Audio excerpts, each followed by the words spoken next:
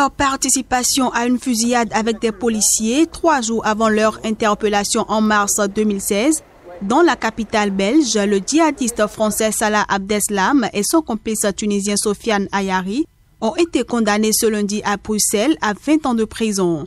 Dans son jugement, conforme aux réquisitions du parquet fédéral, le tribunal correctionnel de Bruxelles les a reconnus coupables de tentative d'assassinat à caractère terroriste. Incarcéré en région parisienne depuis 2 ans, Abdeslam Salah était absent pour la lecture du jugement, tout comme Sofiane Ayari. Son avocat Sven Marie doit désormais lui donner connaissance du jugement avant de décider d'un éventuel appel. C'est la première fois qu'un tribunal statuait sur le sort d'Abdeslam, seul membre encore en vie des commandos djihadistes, ayant attaqué Paris le 13 novembre 2015. Une attaque qui avait fait 130 morts. Par ailleurs, le tribunal a rejeté ce lundi la demande de nullité soulevée lors de l'audience par Maître Marie pour un problème d'emploi des langues dans la procédure. Abdeslam Salah était, avant son arrestation à Bruxelles le 18 mars 2016, l'homme le plus recherché d'Europe. On est là, on attend, le train il n'est pas encore arrivé, on ne sait pas à quelle heure il va arriver. Et puis, donc ça dure pratiquement 1 mois, 2 fois par semaine, comme vous le savez. Et on arrive souvent en retard, et on a marre. Et il y a tellement d'autres métiers aussi qui sont très compliqués que je trouve ça un petit peu difficile de faire grève et c'est un peu aberrant pour moi. Mais après, je comprends que les cheminots aient besoin de défendre leurs droits, mais je suis pas pour du tout. Je trouve que c'est pas possible de faire subir autant de difficultés à des gens qui demandent qu'à aller travailler le matin et rentrer tranquillement chez eux le soir. Voilà, c'est pas nouveau. Et ça vient surtout après une période où même sans grève, il y avait des problèmes épouvantables sur cette ligne. Donc oui, le ras-le-bol est fort. Nous aussi on va bosser, nous aussi on est impactés mine de rien parce que il arrive que il faut qu'on finisse plus tard, qu'on commence plus tôt aussi. Enfin, on a des imprévus nous aussi et on ne peut pas toujours y pallier. Et ça devient compliqué de s'organiser, donc nos employeurs font avec, mais parfois c'est compliqué. Quand elle arrive au stade, Naïla, 10 ans, salue joueuses et entraîneurs comme une pro. Faire du foot, un rêve devenu passion pour cette jeune grenobloise. J'aime bien quand on est en équipe, c'est un sport collectif. C'est ça que j'aime bien. Quand on fait des matchs. On fait des matchs les samedis, j'ai un entraînement mercredi et vendredi. Et du coup, j'ai bien aimé parce que quand j'étais petite, je regardais la télé et je voyais des matchs. Aujourd'hui licenciée du club local, le GF38, c'est grâce à une initiative unique en France qu'elle a pu se lancer. Sur le terrain voisin, une école municipale de foot entièrement gratuite, fruit d'un partenariat entre club et mairie. C'est parti de notre priorité qui était de développer le sport féminin et de laisser les préjugés au vestiaire. Et pour laisser les préjugés au vestiaire, dans le foot qui est très populaire, le football qu'on aime, qui est accessible à tous, il y avait besoin d'un espace un peu confortable dans lequel on puisse amorcer une pratique. Paris réussi. Depuis 2015, une trentaine de filles se retrouvent ici tous les mercredis.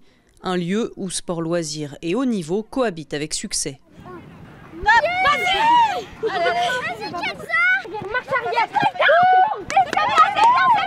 Aujourd'hui, le football féminin n'est pas assez structuré pour faire que de l'élite. En tout cas, dans la grande majorité des clubs. Peut-être qu'à Lyon, ils peuvent le faire, mais c'est peut-être le seul club qui arrive à le faire. Donc nous, on est à la fois dans de la promotion et permettre aux filles de pouvoir jouer, et à la fois aussi, parce qu'on fait aussi du haut niveau, essayer de faire en sorte qu'elles puissent progresser de la meilleure des manières et on l'espère arriver en équipe de France.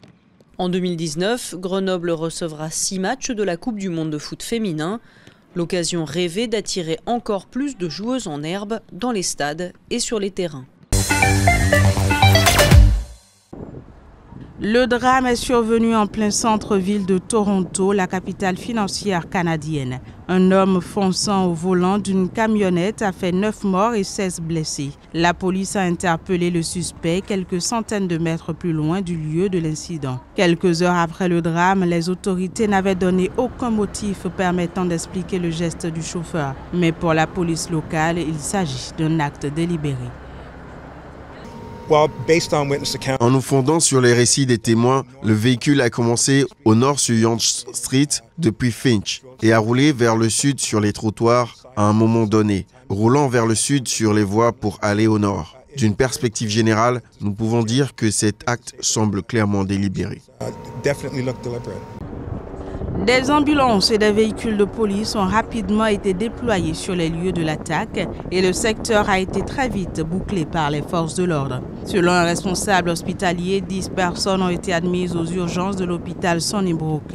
Toujours selon la même source, 2 personnes ont été déclarées mortes à leur arrivée et 5 autres sont toujours dans un état critique. Entendu depuis mardi matin dans les locaux de la police anticorruption à Nanterre, Vincent Bolloré a vu sa garde à vue prolongée ce mercredi.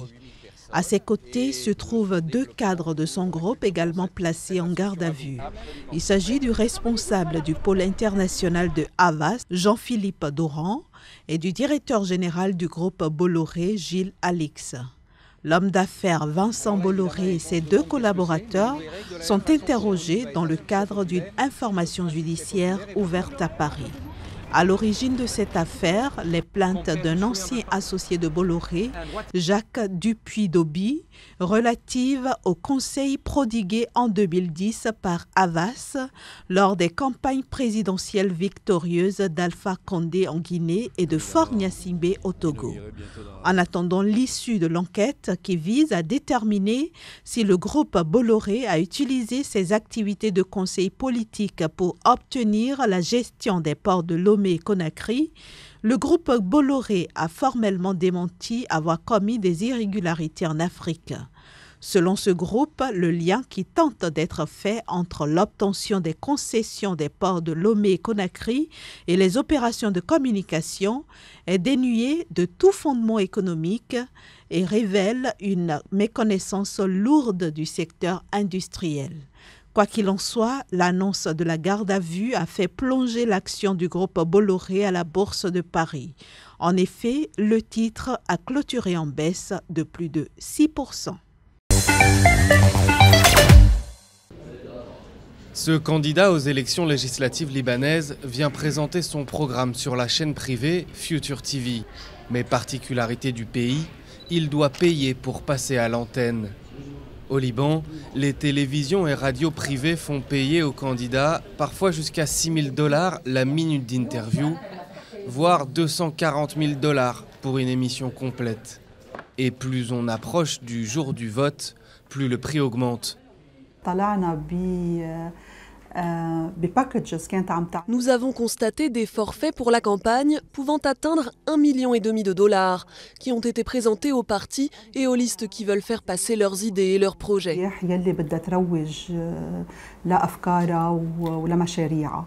Le Liban se prépare à ses premières élections législatives depuis 9 ans, le 6 mai prochain. Un moyen pour les médias de renflouer leurs caisses après des années de disette.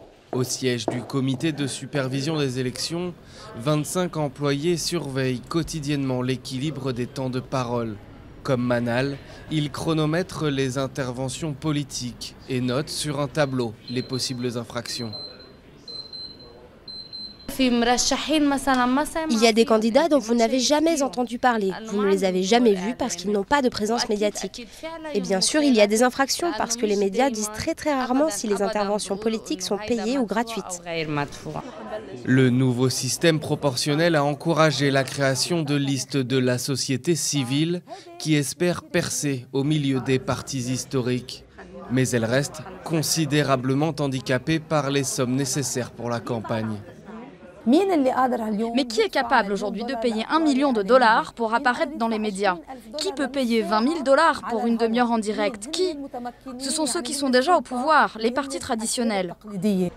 Le modèle économique des médias libanais repose largement sur l'argent politique des partis. Pour les listes alternatives, la campagne se limite donc principalement aux réseaux sociaux et à la télévision publique, la seule gratuite.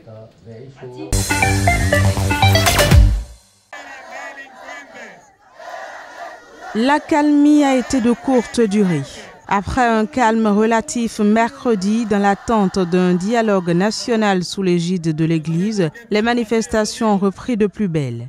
Mais cette fois-ci, c'est devant une prison que se tient le mouvement de protestation dont le but est de revendiquer la libération des étudiants arrêtés par la police lors des manifestations et heurts qui ont fait 34 morts au cours des 6 derniers jours au Nicaragua. L'université centra-américaine et un groupe d'étudiants ont appelé à manifester vers la prison pour exiger la libération de prisonniers politiques. On se sent assiégé, marginalisé parce qu'ils ont bafoué notre constitution. La vague de colère a été déclenchée par des étudiants contestant une réforme des retraites qui augmentait les cotisations et réduisait le montant des pensions. Elle s'est rapidement propagée à l'ensemble de la population qui a continué à défiler malgré l'abandon de la réforme dimanche dernier. En toile de fond, un mécontentement général face aux dures conditions de vie et à la confiscation du pouvoir par Daniel Ortega à la tête du pays de 1979 à 1990 et revenu en 2007. Des centaines de personnes se sont réunies pour une veillée dans les rues de Managua, la capitale du Nicaragua, pour soutenir les manifestations contre le pouvoir en place.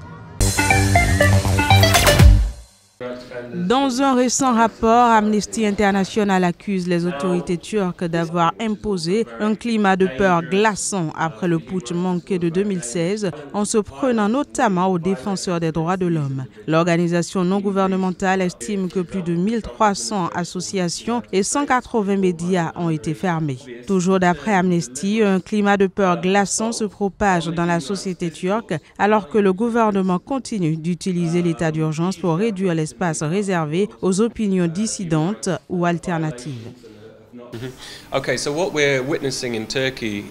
Ce à quoi nous assistons en Turquie est le démantèlement délibéré de la société civile et l'abus de l'état d'urgence pour atteindre ses objectifs. Dans la pratique, les activités quotidiennes des organisations de défense des droits de l'homme et des organisations de la société civile sont interdites en Turquie en vertu de l'état d'urgence.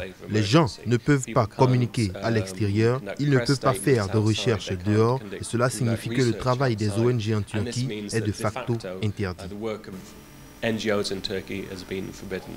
L'état d'urgence a été instauré en juillet 2016 en Turquie et a été sans cesse renouvelé depuis. Le rapport d'Amnesty International présente de nombreux cas de répression dans le pays. Parmi eux, celui du président d'Amnesty en Turquie, détenu depuis juin 2017, ou du philanthrope Osman Kavala, détenu depuis octobre dernier. Ils sont tous deux accusés de lien avec le putsch manqué. Le mouvement social à la Société nationale de chemin de fer français se poursuit. Les grévistes protestent contre une réforme visant notamment à mettre fin au statut des cheminots à l'embauche qui offre en particulier une retraite précoce. Ce mercredi, l'intersyndicale de la SNCF a appelé les cheminots à un rassemblement le 3 mai prochain à Paris et en territoire pour mettre la pression sur le gouvernement. Nous constatons que le Premier ministre reprend le dossier en main, ce qui est à mettre au crédit de la mobilisation des cheminots et nous permettra d'avoir comme interlocuteur le décideur du projet, mais il n'annonce pour l'instant pas une véritable négociation ou une modification du contenu de la loi. Les organisations syndicales demandent donc la tenue de négociations en table ronde tripartite à l'issue des bilatérales du 7 mai, auxquelles elles participeront. Pour cela, les organisations syndicales appellent les cheminots à un rassemblement le 3 mai, donc rassemblement à Paris et en territoire, le 3 mai, pour mettre la pression sur le gouvernement. Que si le gouvernement n'annonce pas quelque chose de satisfaisant le 7, eh bien nous appellerons à une journée sans cheminots et donc forcément sans train le 14 et nous appellerons à une élévation du niveau de mobilisation pour montrer à ce gouvernement la détermination des collègues. Les 4 syndicats représentatifs prévoient également une journée sans cheminots le 14 mai prochain si leurs revendications unitaires n'étaient pas entendues par le Premier ministre qu'ils doivent rencontrer le 7 mai prochain.